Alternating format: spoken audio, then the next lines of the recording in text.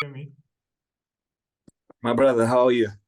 I'm good. Nice to finally do this. Let me just Yeah, finally we made time. I've just been so busy, but Yeah, I understand. How have you been? yes, I'm all right, my man. I'm all right. Yourself? Yeah, I'm good. All right, so I guess we can start officially. Not Yeah, waste awesome. time. All right, so I need to do this properly. I need to introduce the champion properly. The one, the only, undisputed as a champion, undisputed, Series F champion, Bantamweight. The Wolf, Demarte Pena. Nice to have you How are here. you, brother? Very well, very well. Thank you for having me, brother. Yeah, so let's start with the interview. For me personally, that nickname is it's wonderful. How did you come up with it? Where did it start? Well, so there's a theory that when I was younger and there was a full moon, I couldn't sleep. We'll leave it at that, but if I tell you more, then Okay, so how has your fighting journey been so far? Coming from Angola to South Africa, and you've been all around the world. So what would you say, if you were to describe your fighting journey, how would you describe it? I think just perseverance, man. Perseverance, having to overcome a lot of difficulties, naturally fighting from Africa and having to compete in the world stage. It's not easy. And it's also a career that obviously isn't easy at all, as you only get paid when you fight, and there's so many difficulties involved in this. So, I mean, I think how I sum up my career is just being perseverance, obviously never giving up and just constantly pushing and trying to be better. Yeah, I like that. The never giving up part stands out a lot in your career. So Um, as a fighter, you understand training for, fights, keeping up, trying to be in shape and everything. Do you ever have time to like go back to your hometown and just like, try and inspire others, maybe the young kids who want to be like you? Do you ever find time to do that? At the moment, I haven't done that. So I think the best platform I have now to inspire the young kids is to still do what I'm doing, keep winning, then motivate others to do the same. But I haven't had time to actually just go there and be physically present because I'm obviously still committed to this thing, which is the fighting. It takes my whole life. So it hasn't been easy, man. Like I said, like I don't just train. All right. So you were saying the best platform for you to inspire them is through, doing what you're doing and fighting. Yes, absolutely. Yeah. Yeah, okay. So you spoke earlier about, your will to never give up, that will of fire and, the toughness, the mental strength. For me, that was evident in your career, during the period where you were not able to fight for a long time, because of everything that happened.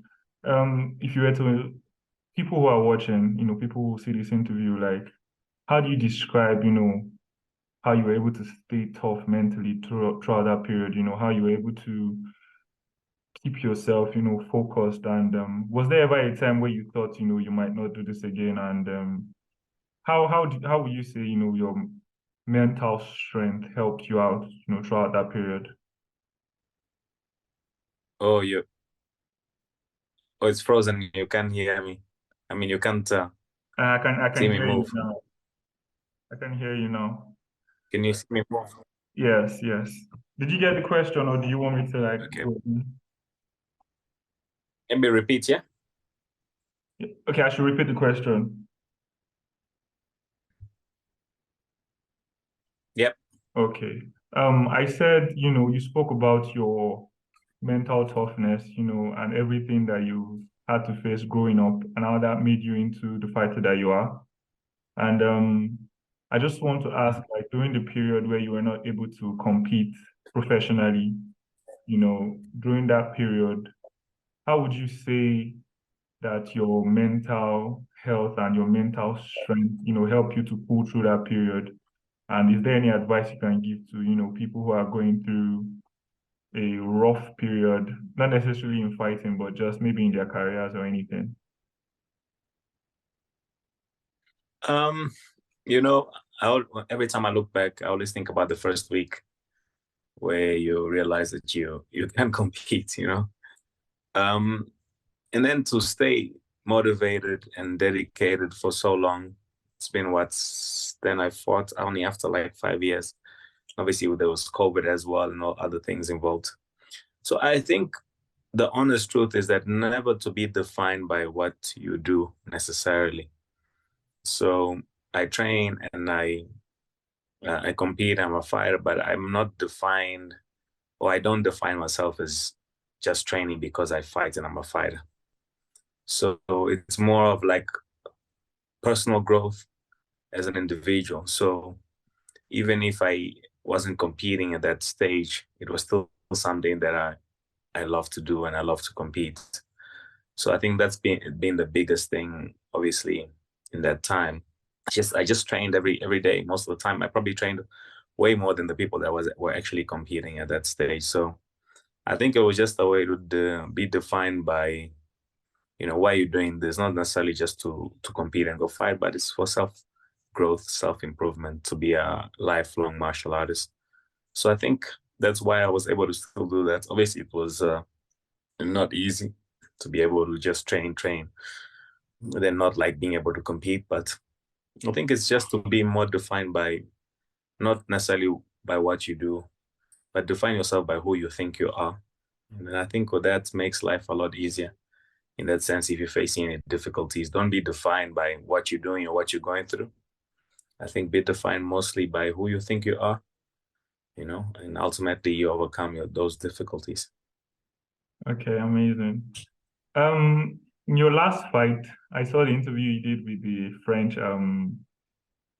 reporter.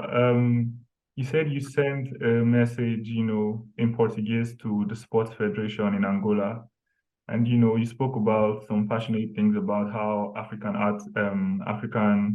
fighters, African athletes in general, how we need support, how we need, you know, the country and the federation to back us up. Yeah. That's a thing that it happens everywhere in Africa. And not too long ago, the Nigerian team, the female team, was stuck in the airport for days. Some of them were mentally broken down, crying. So it happens a lot. Whatever. Yeah, that's what I'm saying. So how has your message been received? And do you see any changes happening? Do you see any positive things that, maybe they're working towards, making it better? Look, sometimes the changes aren't as apparent as we like them to be. But definitely that speech that I gave afterwards in Portuguese created a lot of sentiment in the people. More so the masses. There's a frustration that we have in Angola, not just in sports, but in every other aspect of society and life. So I think that it has caused some change. As an athlete, I mean, I've been reached out to from many Angolans who you say we support you and we understand the difficulties that you're facing as an athlete. And obviously, there's way bigger. So I think there's a little bit of a change. And then sometimes all you need is just one step, that first step to, to speak out in such a global space, saying that, you know what, we need help. And we do need help because this sport is a lot harder than what most people think. You're not part of a club where you're getting a monthly salary or weekly salary like soccer players. So a lot of difficulties involved in fighting. It's a dangerous sport. It's not a long career. And then we want to make sure that we do our best and we are able to elevate our country in that global space. So I think, yeah, we're looking for positive change. Hopefully that speech creates some kind of momentum where things get a little bit better. But as we know, Africa is Africa. We have our very own difficulties that we face, but we just have to realize that wherever we are, that's where the grass is greener. So you have to make it work wherever we are. We're not in Europe. We're not other places. This is what we have. And then hopefully we can make a positive change. And for me as well, I know that I come from a difficult place. Mm. Even the environment in South Africa, there's obviously good training facilities, but it's not the same like in America, or even the level isn't the same. So I'm aware of that, and then I know that with that, I need to make sure that I train 3, 4 times harder. I commit myself a lot more because a lot of those guys, they in better environments, they're a little bit complacent because they have like in one mat they have 40 black belts, and then they can train with world champions. They can do, so many things. They're spoiled. So sometimes being spoiled makes you complacent. So that's where, as an African, you have to understand that you have to push. You cannot do the same type of work. Those who claim to work hard from overseas, you have to really outwork everybody. So that's my goal, and that's why I think I can compete against like the best guys in Europe and obviously elsewhere. All right, all right. I love that answer. So let's look forward to the future. You're taking on Mehdi Saadi for the bantamweight, title. You'll be defending your title against him. Seeing that he has only one fight in the ARES, FC, do you have enough information to prepare for him, to know what you need to do? He's also had only, I think, 6 fights as a pro. So do you think you have enough information of, what he's going to bring, or you're just, focusing on yourself and your abilities and what you know you can do? So for me, my process every time I get a new fight, first thing I just accept even before I search the fighter. And then I go and obviously search. I've watched some of his fights, well, the ones that are available. And then you analyze the fighter, what kind of fighter he is, or where you think you can get an advantage from. From what I know of him, I think he did like karate or taekwondo because the way he moves, it's like a hopping, that's linear type of stance. And I know he's done amateur boxing as well. He's grappled as well. I think he's a black belt in Brazilian Jiu-Jitsu. And from his fights, he boxes, but he likes the ground. So I think I have a pretty good idea of what kind of fighter he is. But obviously, when you step in there with somebody, it's a complete different story. Some guys, let's say my last opponent, he was, I thought he would be more ground, um, trying to take me down more and not strike as much, but he actually was striking a lot more, and he did quite well on the feet, better than I expected.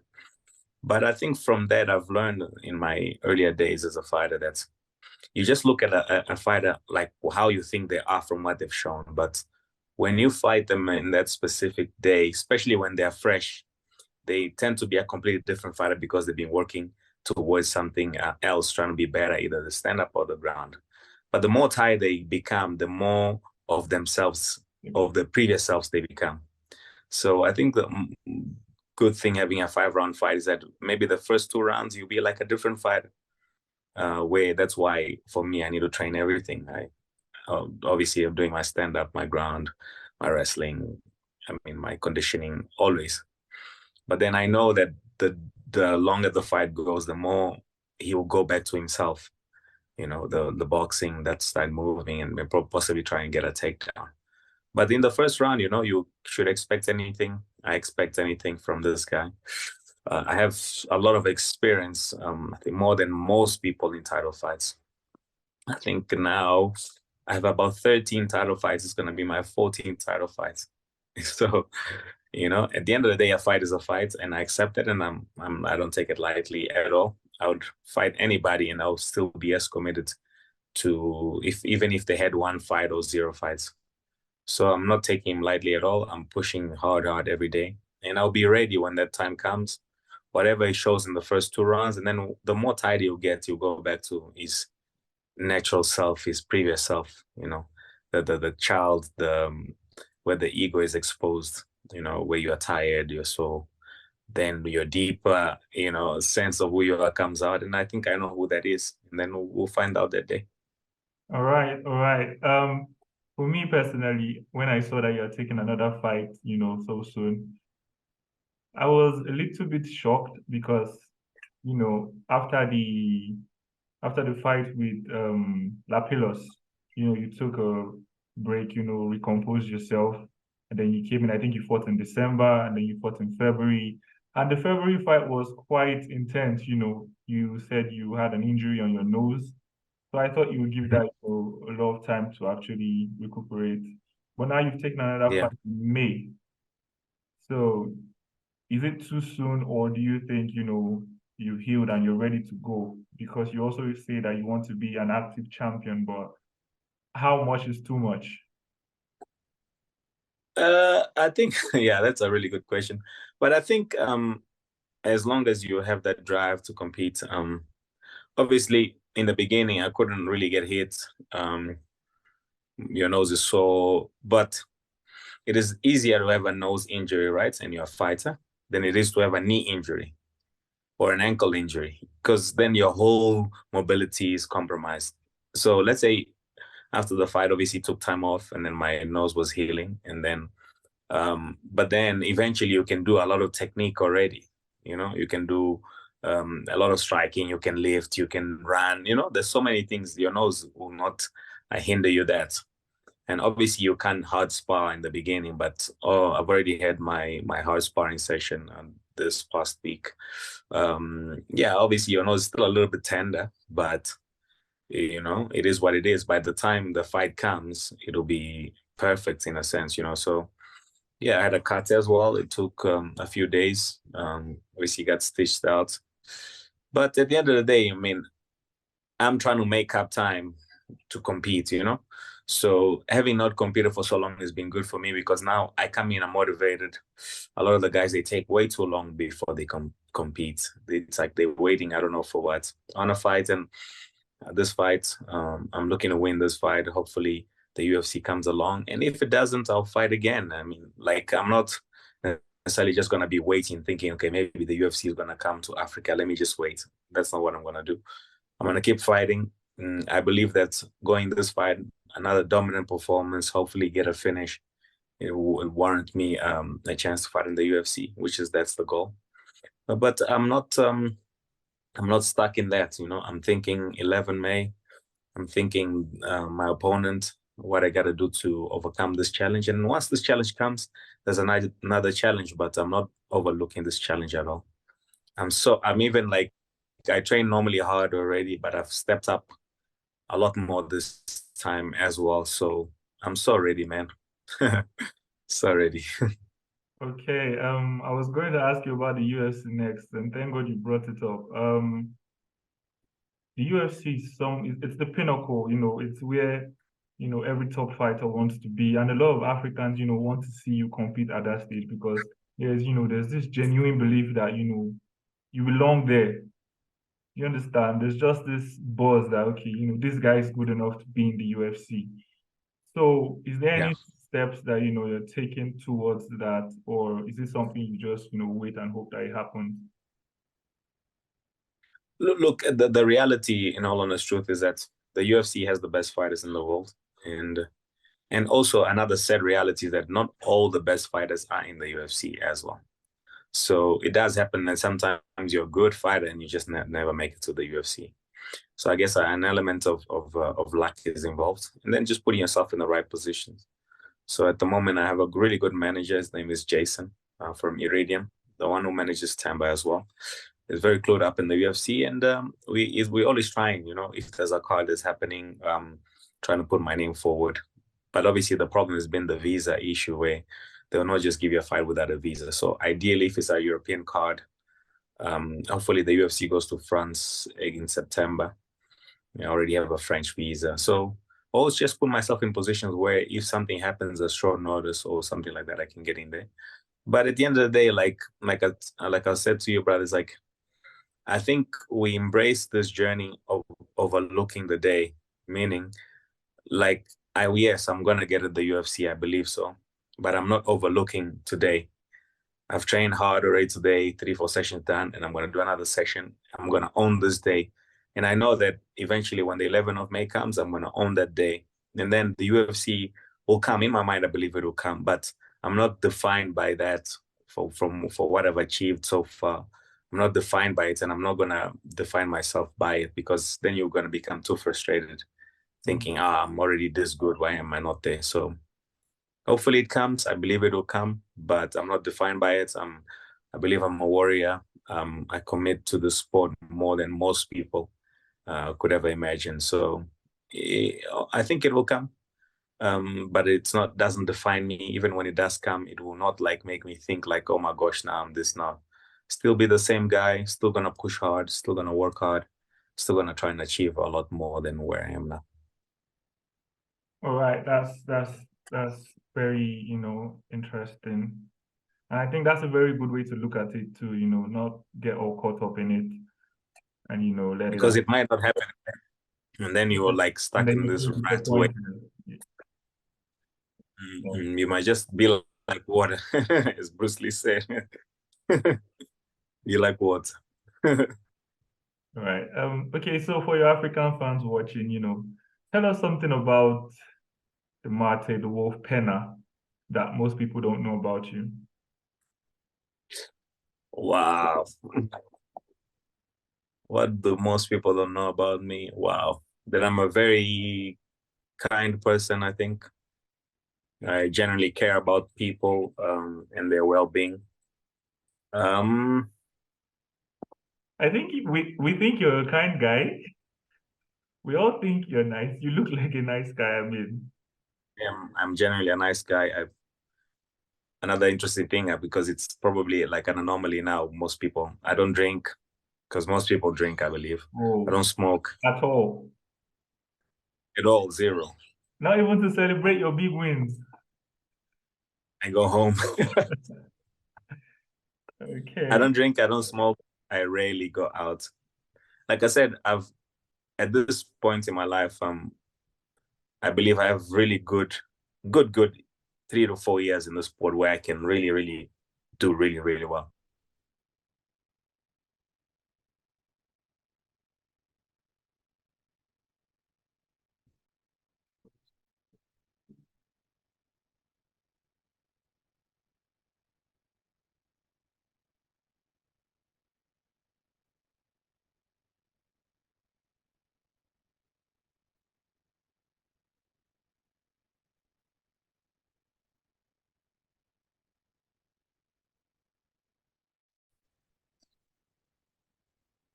All right. Sorry about the network issue. No problem, man. All right. Okay, so the last question before I let you go, I know you need to practice, the 11th of May is not that far. What's your favorite African dish? Yo. Wow. I don't know, brother. I eat everything, man. I would eat anything. I don't know, favorite dish, African dish. I don't know, my man, to be honest. Like, even with music, I listen to all types of music. It all depends on the mood. And food, I love all kinds of food, You listen to so Afrobeat. Afrobeat is taking over the world. yes, of course, I listen to Afrobeats. I listen to even classical music sometimes. Pavarotti, that's how Stylish man. You're a man of some, class. sometimes obviously, yeah, you listen to my piano. So it's like so diverse. That's why I say I don't limit myself to one thing. I'm just like open-minded and think. I listen to all types of music. I love Nigerian music. Obviously love Angola music, South African music. Sometimes it depends on the mood. If the music feels right. Yeah. Yeah. All right. So thank you so much for having this interview with us. We wish you the very best, and we know you're going to pound him come May. Yeah, We're it's behind coming for you. him. Totally Thank you behind so much. you. So, I appreciate the time, but don't take too much of your time. Get back to trading, and we love you. thank you, man. Much love to you guys as well, man. Appreciate it. Thank you. Thank Goodbye. you, man. Cheers, bye. Cheers. Bye.